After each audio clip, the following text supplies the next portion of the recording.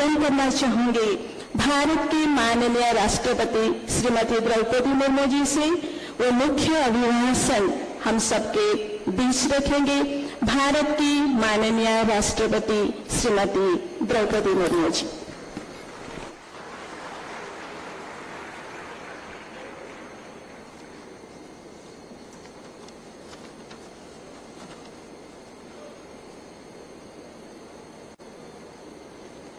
इस सुंदर समारोह में उपस्थित मध्य प्रदेश के राज्यपाल श्री मंगू भाई पटेल जी, केंद्रीय जनजातीय कार्य राज्य मंत्री श्री दुर्गादास उइके जी, मध्य प्रदेश सरकार में मंत्री श्री नरेंद्र शिवानंद पटेल जी, मंच पे उपस्थित राज्योगी डॉक्टर लथमल जी, राज्योगिनी मंजू जी, राज्योगिनी बीके लीना जी, राज्योगिनी बीके शैला जी, सामने उपस्थित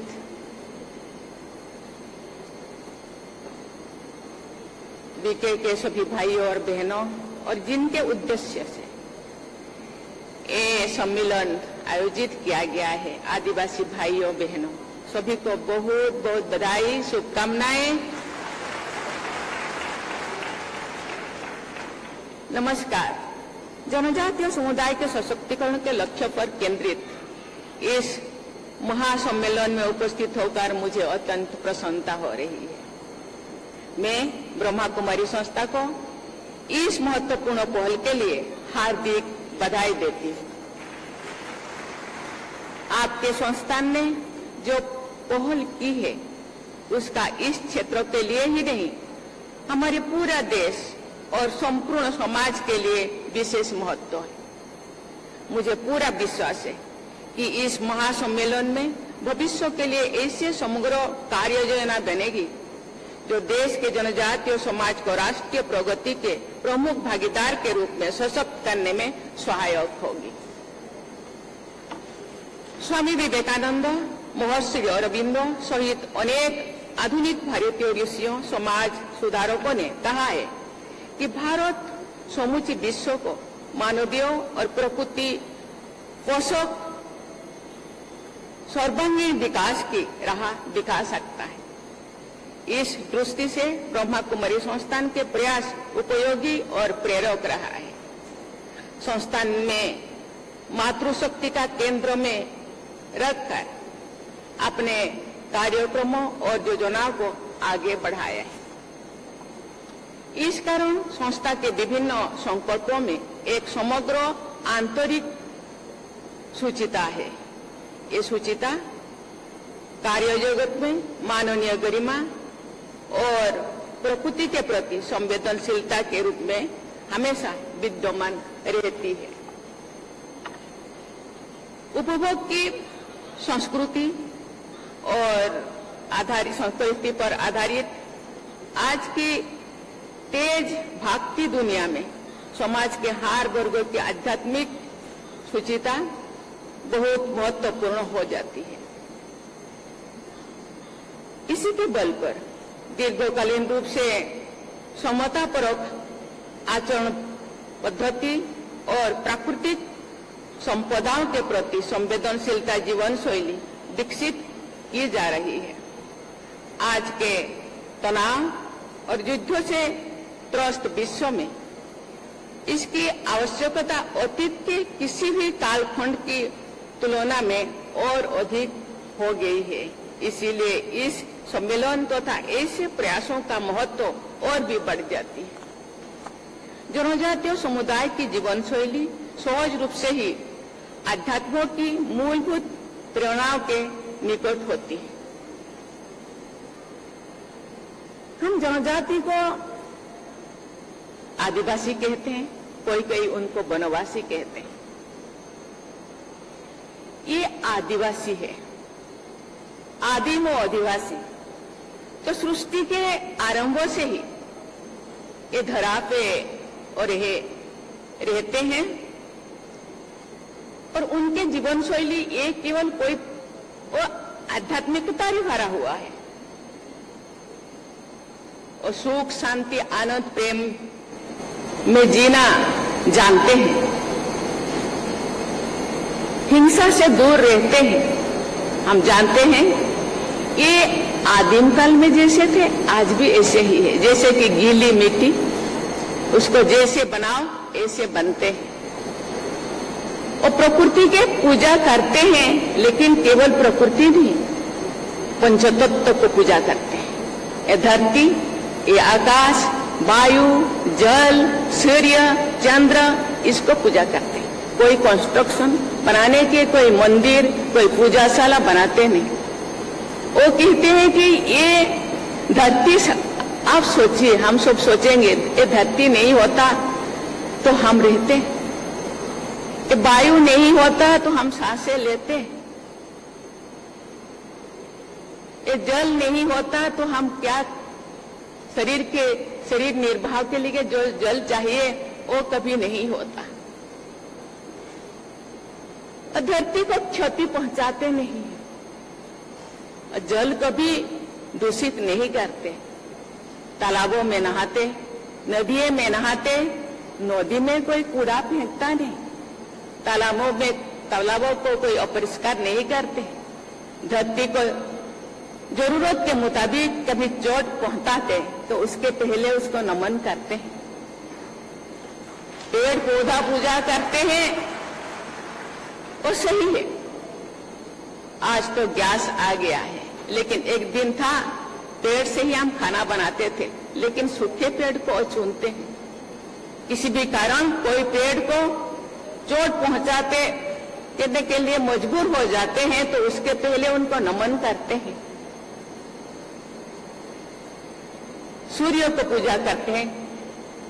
आप सोचिए सूर्य नहीं होता तो क्या होता, पेड़ पौधा नहीं होता तो ये जितने हवा परमपिता परमात्मा ने धरती पे दिए हैं वो खत्म हो जाता। आज पेड़ पौधा है इसीलिए वो रोटेट होता है। आज समुद्र नदी है इसीलिए बारिश हो रहा है, लेकिन हम क्या कर रहे हैं? इसलिए इसी दृष्टि से ये आध्यात्मिकता से आदिवासी समाज भरपूर है। फुट फुट का उनके मन में आध्यात्मिकता भरी हुई है। पेड़ पौधा में वो रहते हैं, क्योंकि कभी कभी किसी आदिवासी उनको उनके वंशज, पेड़ पौधों के वंशज कहते हैं। इसलिए लेकिन अभी का रहन सहन जिंदगी के साथ वो थोड़ा दूर है। उनको उसी के साथ शामिल, आधुनिकता के साथ शामिल करने के लिए हमको प्रयास करना चाहिए, क्योंकि हम इंक्लूसिविटी में या समता में हम विश्वास करते हैं। 2047 विकसित भारत बनाने के लिए हम सोचे हैं, क्योंकि 100 साल स्वाधीनता के 100 साल पूर्ति हो जाएगा 2047 में। पूर्वतन प्रधानमंत्री अटल बिहारी वाजपेयी कहते थे, ये देश एक जमीन का टुकड़ा नहीं है, जीता जागता राष्ट्र पुरुष है। राष्ट्र पुरुष का प्रत्येक अंग हिमालय से लेकर के कन्याकुमारी तक अक्षत होना चाहिए, क्षति नहीं होना चाहिए। ऐसे ही कि भारत में रहने वाले जनता, कोई भी समाज पीछे ना रह जाए, तो ना हम विकसित भारत कहेंगे, सामुद्रिक विकास कहेंगे।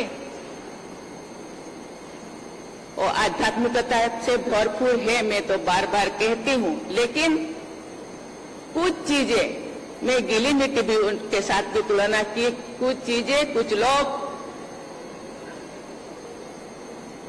उसका सुजोग लेकर के डाइवर्ट करने के लिए प्रयास किए हैं उनको पता नहीं चलता।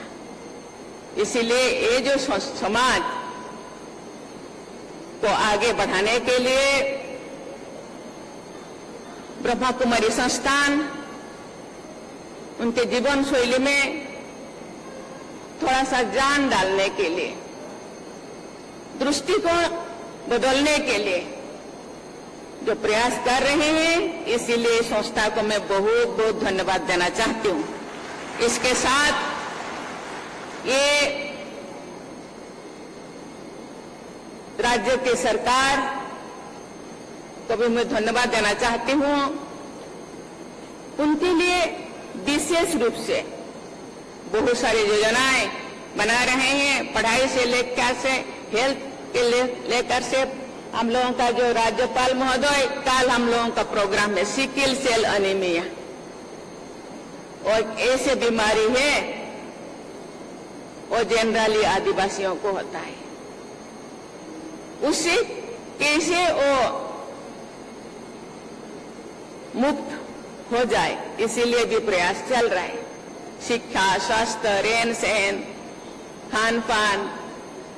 आप मैं जब आ रही थी उस टाइम में 4-5 स्टॉल मैंने देखा, जो आदिवासी भाई बहन ने खेती बहुत सुंदर करते हैं, प्राकृतिक खेती। विदेशी लोगों के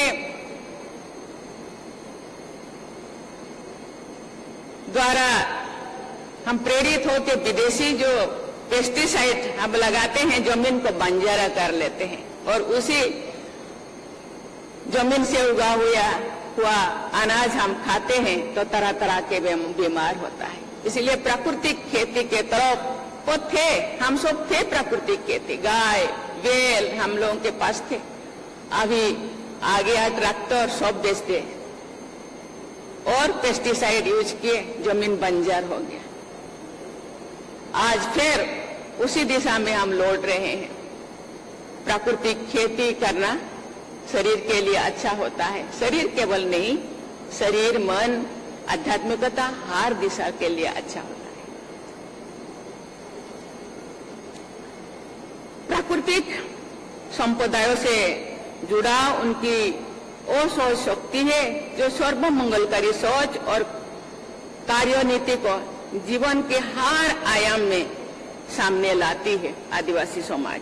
ये बहुत संतोष की बात है कि इस दृष्टि से आपका ये संस्थान जनजातीय समाज के साथ मिलकर लंबे समय से अत्यंत महत्वपूर्ण कार्य देश के अनेक हिस्सों में कर रहे हैं।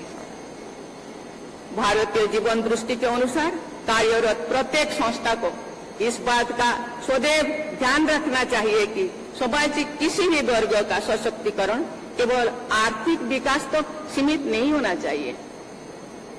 वास्तविक सशक्तिकरण तब होता है जब व्यक्ति आत्मविश्वास, आत्मसम्मान और जागरूकता के बल पर सामाजिक दायित्वबोध के साथ अपने कार्य क्षेत्रों में सक्रिय होते हैं। आदिवासी समाज आत्मसम्मान के साथ जीते हैं और किसी को कुछ बोलते नहीं अपने प्रॉब्लम।